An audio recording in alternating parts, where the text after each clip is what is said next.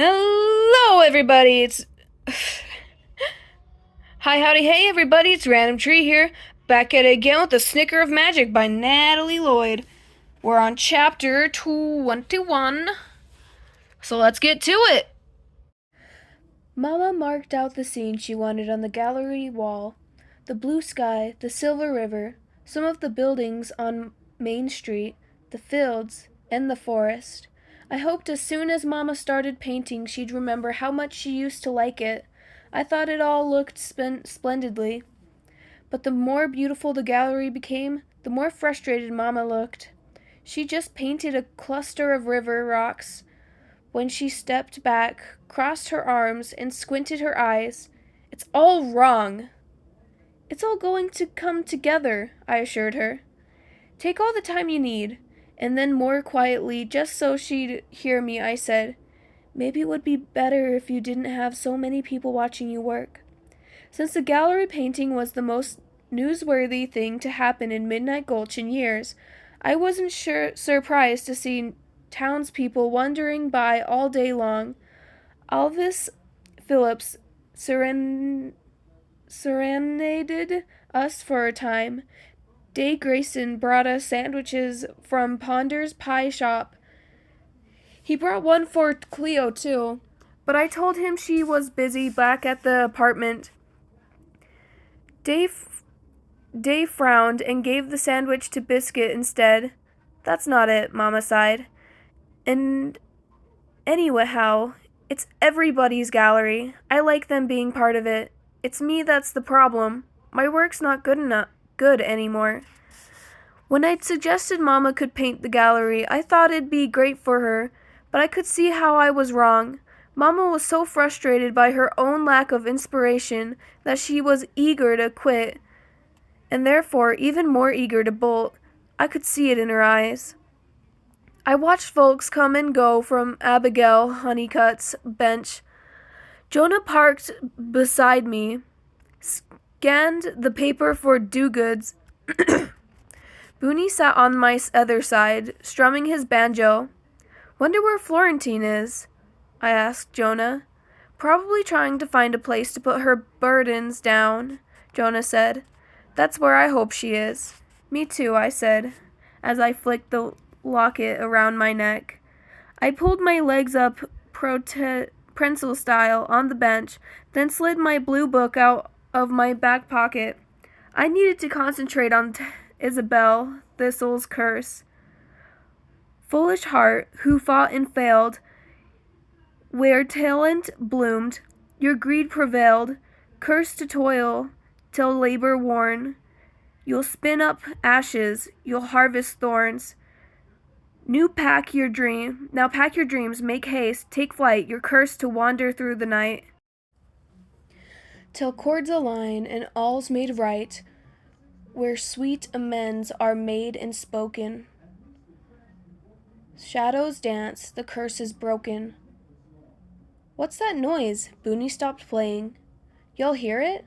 That creepy tingly sound." "The wind chime wind." I slammed the blue book shut. "You hear it too?" "Hear what?" Jonah asked. "Of course I hear it," Booney shivered.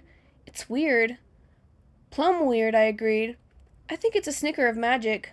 Why don't I hear it?" Jonah asked. "'Cause you're not cursed," is what I wanted to say, but I just shrugged my shoulders. Booney played his banjo louder and faster to try to drown out the wind chime sound. I saw Olives Phillips start tapping his foot to the music. I thought he might pick up his microphone and start singing again, but instead he said, "Hey Booney, you know any songs by the King?"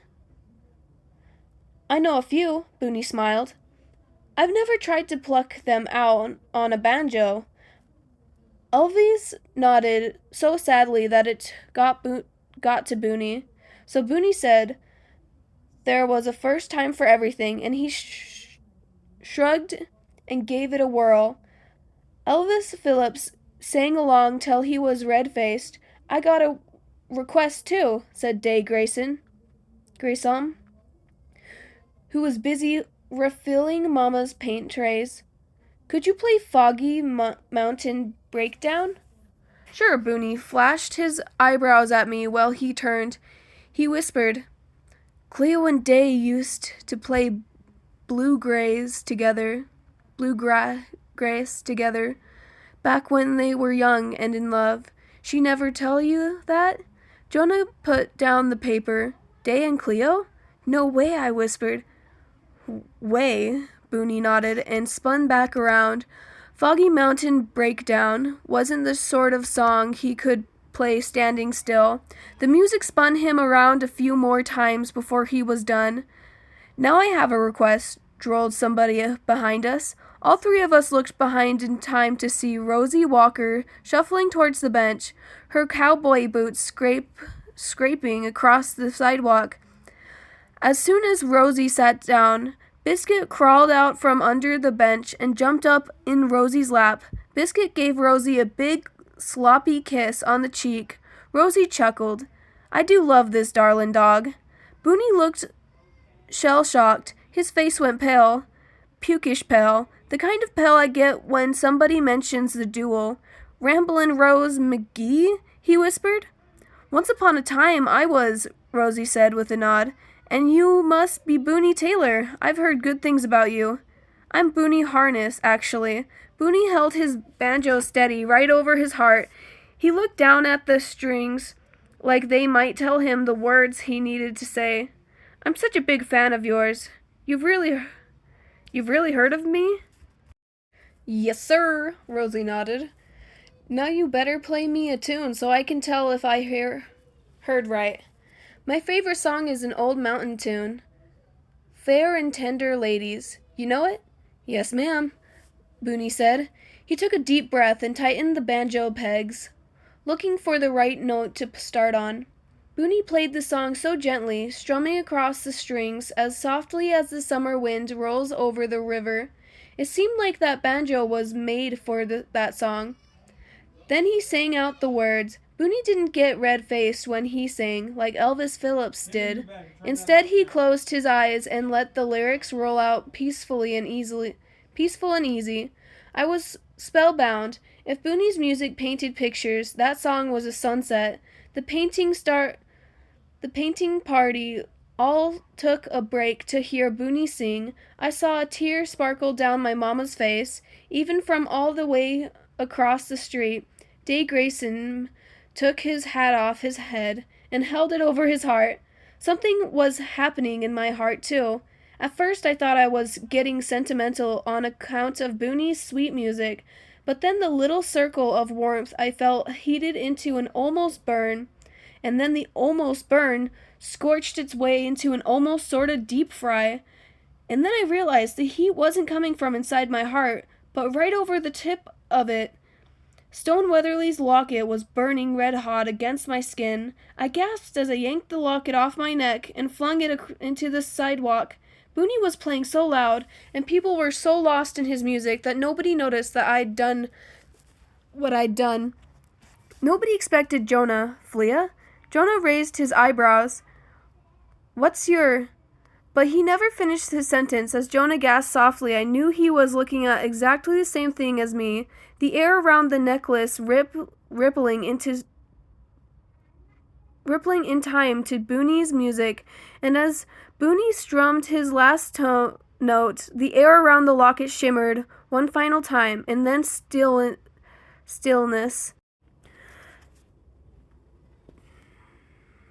Nobody except Jonah and me noticed it. Everybody else clapped and whistled and hollered out more songs for Booney to play, but I kept my eyes on the locket. I wondered if it might burn a hole in the sidewalk. Jonah punched my arm. Pick it back up. I punched his arm harder. You pick it back up. Jonah rolled his eyes and reached down to grab it, but I didn't want Jonah to think I was too girly, so I snatched it up first. The locket felt the same as always, big, tacky, shiny, and cold against the palm of my hand, and sealed tightly shut. Well, Flea? Jonah reached for the locket and let it fall long, swinging it back and forth in front of his face like he was trying to hypnotize himself. There's something weird about this locket. I rolled my eyes. You think? Jonah chuckled as he passed the necklace back to me. There's something weird about that old song, too, I said, rolling the pendant over in my hand. Booney had already launched into another tune, but nothing strange was happening.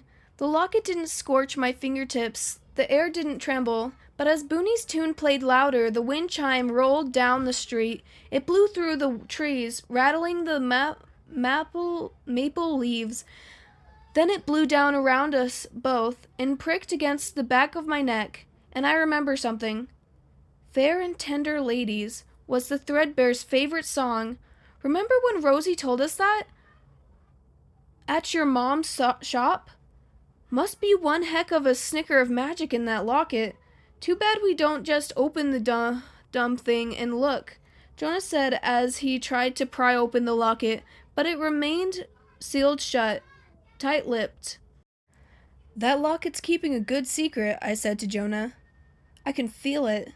I watched Mama step back from the wall again and sigh and look over her perfectly imperfect painting. She was standing right there, right on Main Street, but when she looked towards the bridge that first brought us into town, I caught a familiar look in her eyes.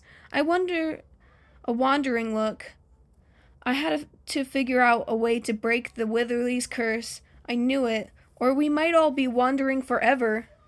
Alrighty then, that's the end of Chapter 21. Next time we'll be getting into Chapter 22. Thanks for watching, have a great day. Like, subscribe, do what you do. Bye-bye!